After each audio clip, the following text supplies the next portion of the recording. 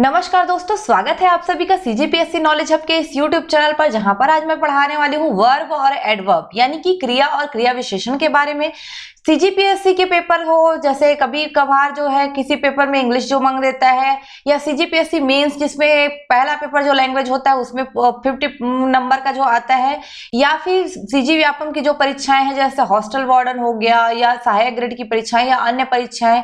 उसके अलावा भी सीजीपीएससी प्यून यानी कि चपरासी भर्ती में जो निकला है उसमें इंग्लिश का हमेशा डिमांड बना रहता है। कोई भी एग्जाम दीजिए आप, इंग्लिश का डिमांड लगभग तो बना ही रहता है लैंग्वेज में। तो आप इसमें अच्छा स्कोर कर सकते हैं। कैसे? आपको पढ़ना क्या है, इंग्लिश को जो है एक सरल वे में पढ़ना है, और सरल वे में पढ़ने का सबसे अच्छा तरीका होता है कि आप उसको सेंटेंस को बना के देखिए या सेंटेंस को के साथ उसको पढ़ें। तो मैं जो आज लेने वाली हूँ वर्ब और एडवर्ब, ये आपको मैं बताऊंगी भी और मैं सेंटेंस भी बनाऊंगी, तो दोनों फायदा होगा। और अगर आप इंग्लिश मीडियम से हैं तब तो आप बना ही लेते हैं, लेकिन हिंदी मीडियम वालों जो मोस्ट ऑफ स्टूडेंट होते हैं उनको थोड़ा सा दिक्कत करता है, तो उनके हिसाब से हमने ये पूरी चीजें जो है अरेंज करके रखी, सारे कंटेंट अरेंज करके रखे, जैसे हम क्लास में पढ़ाते हैं उसी वे पे यहाँ पे आपको पूरा मिल जाएगा। तो चलिए मैं वर्ब और एडवर्ब शुरू करती हूँ। उससे पहले आप सभी मेरे वीडियो को लाइक कर दीजिएगा, शेयर और कमेंट भी करिएगा। कमेंट करके फीडबैक दीजिएगा कैसा लगा आपको वीडियो, और चैनल को ज्यादा से ज्यादा सब्सक्राइब करिएगा। चलिए स्टार्ट करते हैं। स्टार्ट हम करेंगे, पहले तो हम वर्ब क्या है इसी से स्टार्ट करेंगे। जब भी हम कोई टॉपिक स्टार्ट करते हैं सबसे पहले हमें ये जानना होगा कि वो हमारा जो टॉपिक है जिसके बारे में हम पढ़ रहे हैं आखिर में वो है क्या। तो वर्ब मीन्स क्या होगा? वर्ब है, the verb is a word. क्या बोल रहा है? वर्ब एक वर्ड है, किस लिए? Used to express some action, feeling, existence. Means verb एक ऐसा वर्ड है जिससे हम क्या एक्सप्रेस करते हैं, क्या बताते हैं? किसी एक्शन को, यानी कि किसी क्रिया को, किसी कार्य को, किसी फीलिंग को यानी कि भावना को, या किसी एग्जिस्टेंस को। तो जब किसी एक्शन को हम बता रहे हैं, कोई कार्य होना बता रहा है, तब क्या होता है? वो वर्ब होता है। It tell us something about the subject in a sentence. Means वो क्रिया के बारे में कुछ जो है बताता है, समथिंग अबाउट सब्जेक्ट यानी कि सब्जेक्ट के बारे में कुछ बताता है। तो वर्ब एक प्रकार का वर्ड है जो सीधा सा भाषा में अगर समझो आप तो किसी कार्य का होना या करना बताता है। इतना भी समझ जाओ तो बहुत बड़ी बात है आपके लिए, तो ध्यान रखिएगा इसको। उसके अलावा हम दूसरे शब्दों में ले सकते हैं the word which tell something about a person, things और place is called verb. Person, things, place ये किस में आता है? संज्ञा में, यानी कि नाउन में। तो नाउन के बारे में कुछ बता रहा है स्पेशल, तो क्या कहते हैं हम? उसको वर्ब कहते हैं। और ऐसा भी कह सकते हो सब्जेक्ट या नाउन कोई कार्य कर रहा है, कोई एक्शन कर रहा है, उसको भी आप क्या कह सकते हो? वर्ब। तो ये मतलब एक प्रकार से ये परिभाषा हो गई। परिभाषा उतनी ज्यादा पूछने वाली नहीं रहती, केवल आपके समझने के लिए है। यहाँ पे आपको आना है, अगर आप चपरासी भर्ती में जा रहे हैं तो थोड़ा हो सकता है लोअर जो लेवल है वो मीडियम ही रखे, एकदम ज्यादा हाई ना करे। तो गो मीन्स जाना, कम मीन्स आना, ड्रिंक पीना, डाई मीन्स मरना, लिव मीन्स रहना, प्ले मीन्स खेलना। अगर ये सारी चीजों को पढ़ो तो ध्यान रखना, जब हमारे किसी भी अंग्रेजी वर्ड का, जैसे ये इंग्लिश वर्ड है आप सभी जानते हैं, जब कभी अंग्रेजी वर्ड का मीनिंग हिंदी में ना अक्षर से अंत हो, मीन्स क्या बोल रही हूं मैं, कोई भी अंग्रेजी वर्ड का अगर आप हिंदी मीनिंग लो और उसका अंत ना वर्ड से हो, ना लगा हो, ना शब्द लगा हो, तो जनरली उसको वर्ब माना जाता है। जैसे जाना, आना, खाना, पीना, मरना, रहना, खेलना, बोलना, पढ़ना, सारी चीजों में कहीं ना कहीं ना का जो है एग्जिस्टेंस रहता है। तो जब भी ऐसे वर्ड आए जिसमें ना लगा हो, इंग्लिश मीनिंग के जो इंग्लिश का जो हिंदी मीनिंग है उसमें ना लगा हो, क्या होता है? हमेशा क्रिया होती है। हिंदी मीडियम वाले के समझने के लिए बेटर है। चलिए एग्जांपल देते हैं। Soni reads a book. Soni किताब पढ़ती है, सोनी रीड्स अ बुक। ठीक है, तो किताब पढ़ना एक क्या है आपका? पढ़ना एक क्या है? वर्ब है। तो इसमें रीड्स, रीड मीन्स होता है पढ़ना, तो reads, Soni reads a book. Soni चूंकि एक है तो वहां पे रीड्स लगा हुआ है एक वचन के लिए। तो रीड मीन्स क्या होता है? पढ़ना, तो रीड्स क्या होगा यहाँ पे? वर्ब होगा। आई फील कोल्ड, मुझे ठंड, आई फील कोल्ड मुझे ठंड लगती है। ठीक है, लग रही लिखा है, इसको लगती है कर लीजिएगा। आई फील कोल्ड मुझे ठंड लगती है, तो ठंड लगना, लगना क्या है? लगना, किसी चीज को फील होना क्या है आपका? एक वर्ब है। तो आई फील कोल्ड में फील क्या होगा आपका? वर्ब होगा। मैंने हाईलाइट कर दिया है। Dashrath was a great king. ठीक है। यहाँ पे आपको ऐसा लगेगा, ऐसा तो कहीं पे दिख नहीं रहा है कि जहां पे ना वर्ड आ रहा हो और मैं उसको लगा दूं वर्ब। तो दशरथ एक महान राजा थी, ठीक है, Dashrath was a great king. तो यहाँ पे ऐसा कोई चीज नहीं दिखेगा जो आपको वर्ब जैसा बताए, तब वहां पे पकड़ना है आपको ऐसे वर्ब जो सहायता के लिए आते हैं, जैसे वॉज। वॉज क्या है, एक हेल्पिंग वर्ब है। ये जो सेंटेंस में केवल सहायता देने आते हैं तो उनको भी वर्ब माना जाता है। यहीं से आपको दो प्रकार की मिलेगी, एक मुख्य क्रिया होगी यानी कि मेन वर्ब होगा, दूसरा होगा ऑक्सिलरी वर्ब यानी कि आपकी सहायक क्रियाएं होंगी। तो दोनों क्रियाएं आगे जो है आपको पढ़ना है, उसके बाद आप सकर्मक अकर्मक सारी चीजें पढ़ेंगे। तो सब्सक्राइब जरूर करिएगा चैनल को, क्योंकि ज्यादा से ज्यादा ऐसे में वीडियो लाने में हमको मोटिवेशन मिलती है। चलिए आगे हम थोड़ा सा देखें तो हमको क्या मिलने वाला है यहाँ पे, types of verb. Types of verb में मैं जो बता रही थी, मेन वर्ब या जिसको प्रिंसिपल वर्ब बोलते हो, इसी को फुल वर्ब या ऑर्डिनरी वर्ब, लेक्सियल वर्ब, ये सभी बोलते हैं। दूसरा होता है ऑक्सिलरी वर्ब, जिसको आप साधारण भाषा में क्या बोलते थे, हेल्पिंग वर्ब बोलते थे। तो दोनों वर्ब को हम जो है यहाँ पे देखने वाले हैं। जैसे हम शुरू करें मेन वर्ब से, तो मुख्य क्रिया या लेक्सिकल क्रिया जिसको बोलते हैं, ये मुख्य क्रिया होती है, प्रधान क्रिया होती है। हिंदी में ही पढ़ लो इसको। यह जो है शब्द मुख्यतः वाक्य में महत्वपूर्ण क्रिया को संदर्भित करता है, मीन्स मेन वर्ब को बताएगा। मुख्य क्रिया वाक्य में अकेले भी खड़ी हो सकती है या उनका उपयोग सहायक क्रिया के साथ भी किया जा सकता है। जब आप मेन वर्ब की बात करोगे, ये मेन आपकी क्रिया जो आप कर रहे हो या जो सब्जेक्ट कर रहा है उसको दिखाएगा। आप उसको अकेले ले सकते हो, बिना हेल्पिंग वर्ब के ले सकते हो या हेल्पिंग वर्ब के साथ भी ले सकते हो, दोनों ले सकते हो। जैसे यहाँ पे देखिए, I had seen the movie before, ऐसा कुछ लिखा हुआ है। तो I had seen the movie before, इसमें अगर आप ध्यान दें तो सीन करना मीन्स देखना, एक क्या है, क्रिया है। I had seen the movie before, ठीक है। तो इसमें ये मूवी मैंने पहले भी देखा था, ऐसा कुछ बता रहा है ये। तो यहाँ पे क्या लिखा है, आई हैड सीन। तो हैड एक हेल्पिंग वर्ब है, उसके साथ भी ले सकते हो, I seen the movie before ऐसा भी ले सकते हो, तो भी एक सेंटेंस बन जाएगा। तो मुख्य क्रियाएं आप अकेले भी ले सकते हो, साथ में भी ले सकते हो, दोनों तरीके से आप सेंटेंस बना सकते हो। I want to learn English, तो I want to learn English, इसको ध्यान दीजिए, I want to learn English. Double double इसमें आपको क्रिया दिख रही हो, वॉन्ट भी एक क्रिया है, टू लर्न भी अपने आप में क्रिया है, ध्यान रखिएगा। तो I want to learn English इसको लिया गया है। ही लिव्स इन द ली, लीव्स, लीव मीन्स रहना, आपका क्या है एक प्रकार से, वो भी क्या है, वर्ब है। तो देख पा रहे होंगे जो आप सेंटेंस।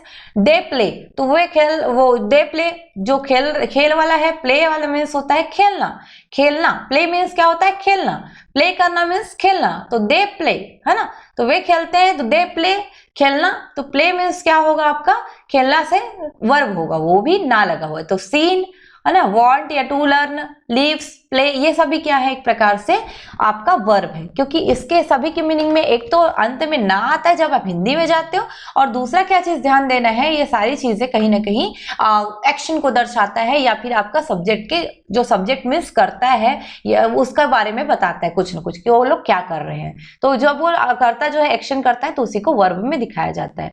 मेन वर्ब बहुत सारे होते हैं जिनके 5 रूप होते हैं। तो मेन वर्ब की संख्या को आप सीमित में नहीं रख सकते, बहुत असीमित होते हैं, 5 रूप में वो दिखाई दे देते हैं।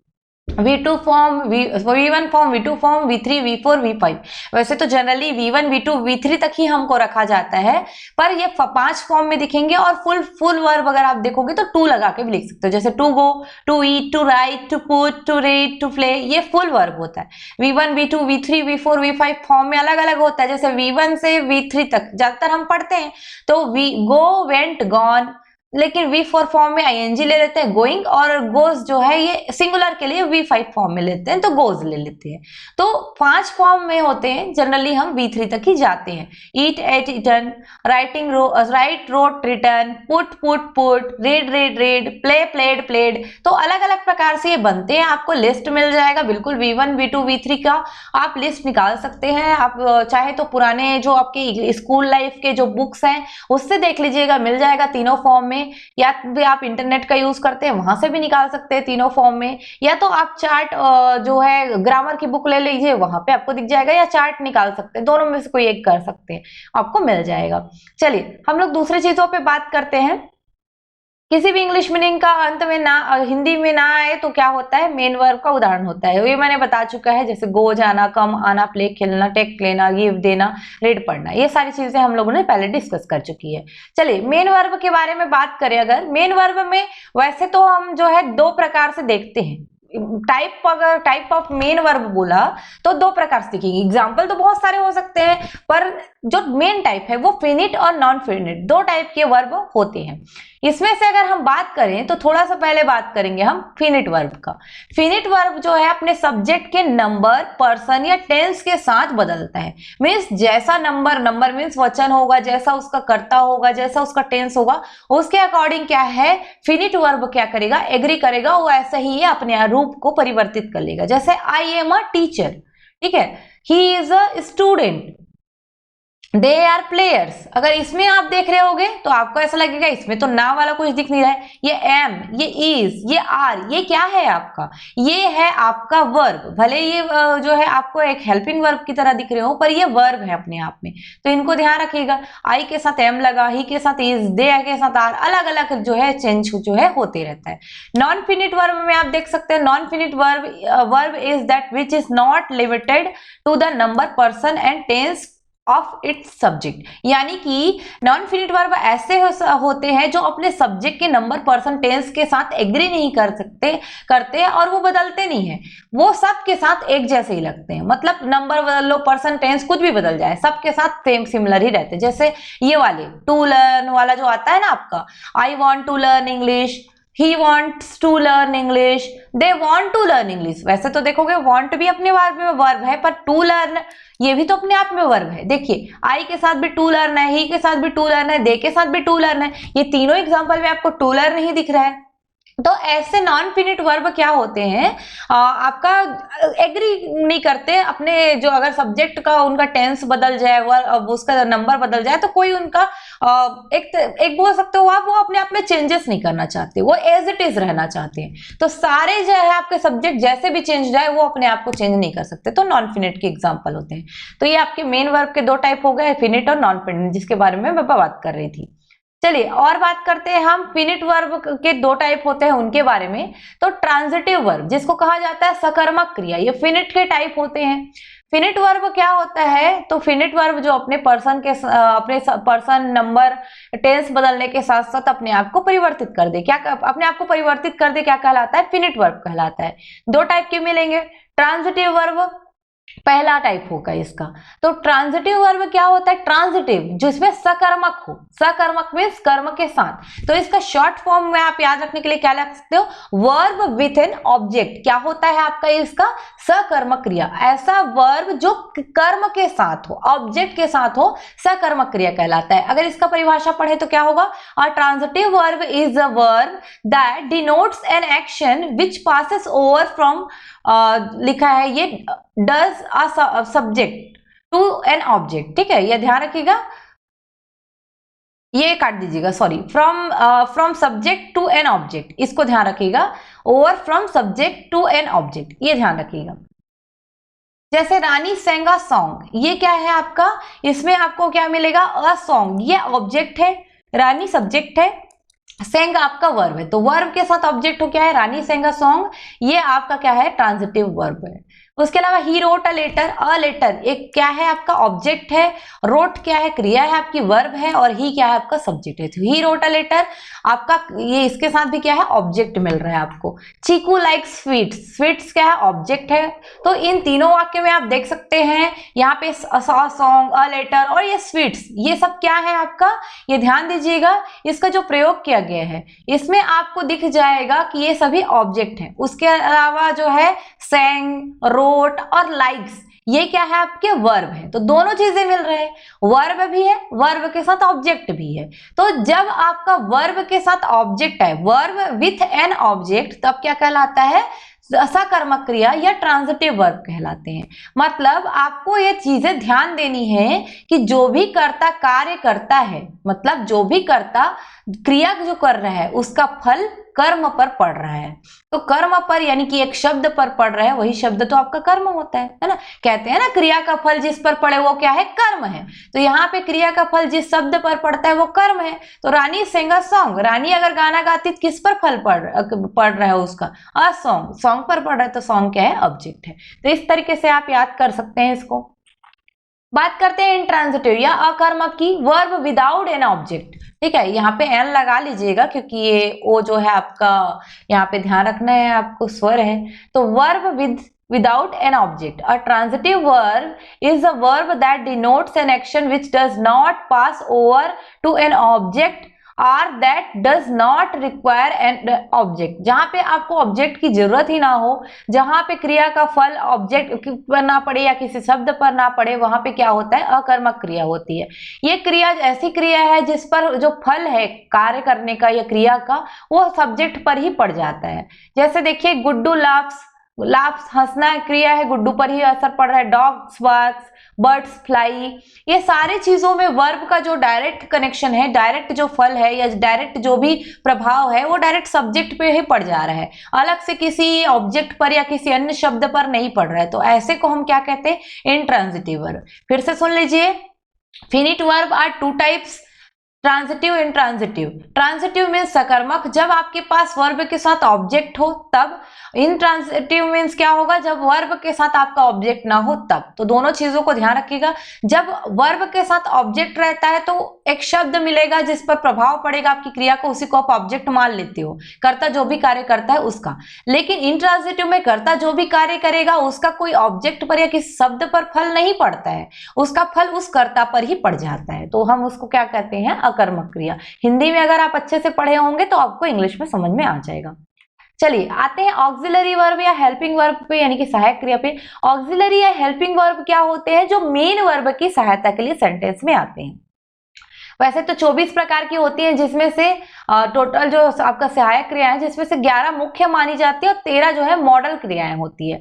जैसे एग्जांपल के लिए हम देख सकते हैं, अदिति इज ईटिंग राइस। तो ये ध्यान दीजिएगा, Aditi is eating rice, eating it, तो ईट क्या है आपका वर्ब था, ईट के साथ क्या लगा, इज लगा। तो यहाँ पे जब सेंटेंस में हम बनाए तो कैसा बना है, Aditi is eating rice, Aditi खाना खा रही है या चावल खा रही है। तो यहाँ पे क्या हो रहा है, एक प्रकार से सहायता देने आए हैं। तो इज क्या है आपका, ये ऑक्सिलरी वर्ब या हेल्पिंग वर्ब है।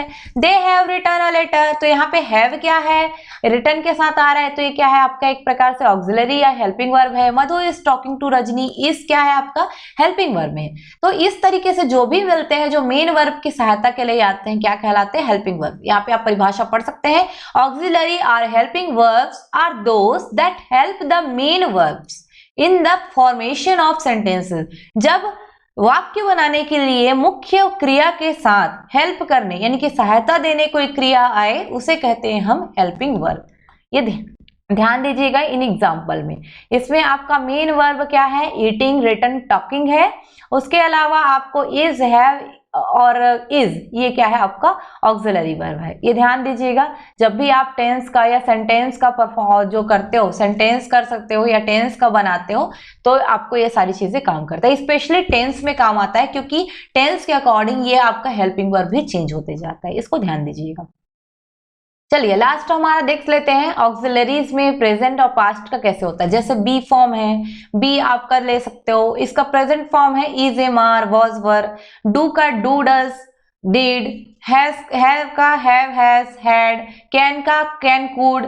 मे का मे, माइट। शैल का शैल और शुड।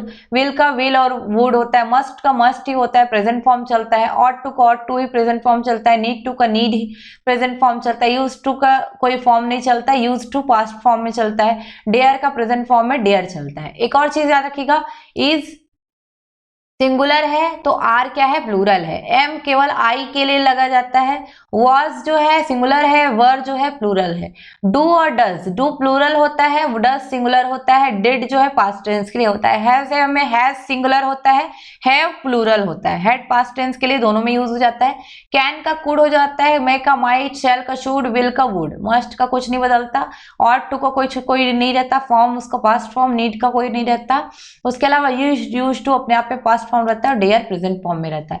तो ये सब आप याद कर लीजिएगा, आपको काम का है, आपको बहुत ज्यादा हेल्प करेगा। इससे आप सेंटेंस का फॉर्मेशन हो, टेंस हो, वॉइस हो, सभी अच्छे से पढ़ सकते हैं। बिल्कुल, तो आज का हमारा क्लास यहीं तक रहेगा। मैं हिंदी मीडियम के अकॉर्डिंग इसको बनाई हूँ और स्पेशली जो प्यून भर्ती है उसके लिए, ताकि उनको बहुत ज्यादा हेल्प हो सके। तो बिल्कुल आप चैनल को लाइक करिएगा, शेयर कर दीजिएगा, वीडियो को लाइक शेयर कर दीजिएगा, कमेंट कर दीजिएगा और सब्सक्राइब जरूर करिएगा हमारे चैनल को। जहाँ पे रेड रेड सब्सक्राइब ऑप्शन लिखा रहता है उसको दबा दीजिएगा, एक बार दबाइएगा। लाल बटन अगर नहीं दिख रहा है मतलब आपने सब्सक्राइब कर लिया है। और आपका बेल आइकन को अगर आप प्रेस कर देते हैं तो आपको हमारे वीडियो की सारी जानकारी मिलती रहेगी। धन्यवाद। जय जोहार, जय छत्तीसगढ़।